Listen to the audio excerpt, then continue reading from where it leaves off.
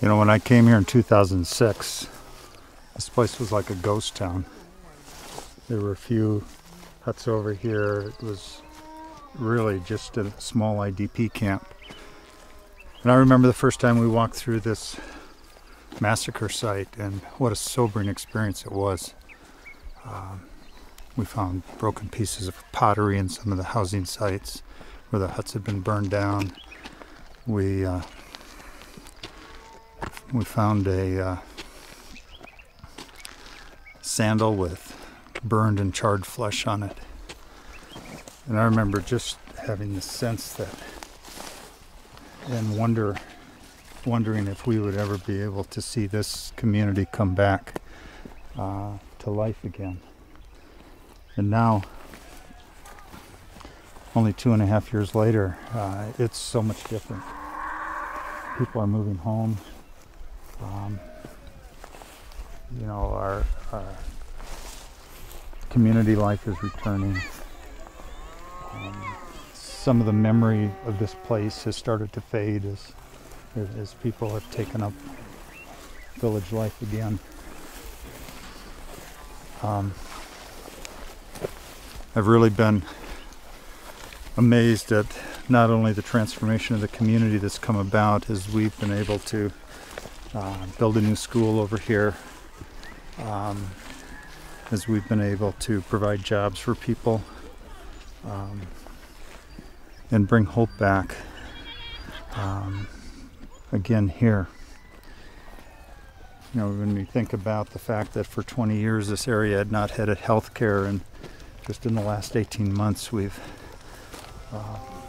seen 18,000 patients at the health center just down the road here. It really is an amazing change. When we look at the old Lakota Primary School, I remember when I first saw it in 2006, my first impression was that it should be torn down. And we began to dream that maybe with some renovation we could use it for a pilot program for these girls. And last night, as we sat and listened to girls, you know, with smiles on their faces and with confidence in their voices, tell how much has happened in their lives in the last 18 months and the amount of change that has occurred. Some of these girls had absolutely no hope, and now the first 7 girls are getting ready to go home in a couple weeks, and they're so excited about what they're going to be able to bring to their communities and to their families, and how they're going to be able to provide for their kids without the help of donors and the dependency that they've had before. You know, it really is sort of the culmination of a dream that we would, you know, a new organization with very little infrastructure would be able to come here and partner with this community and see so much change in such a short period of time.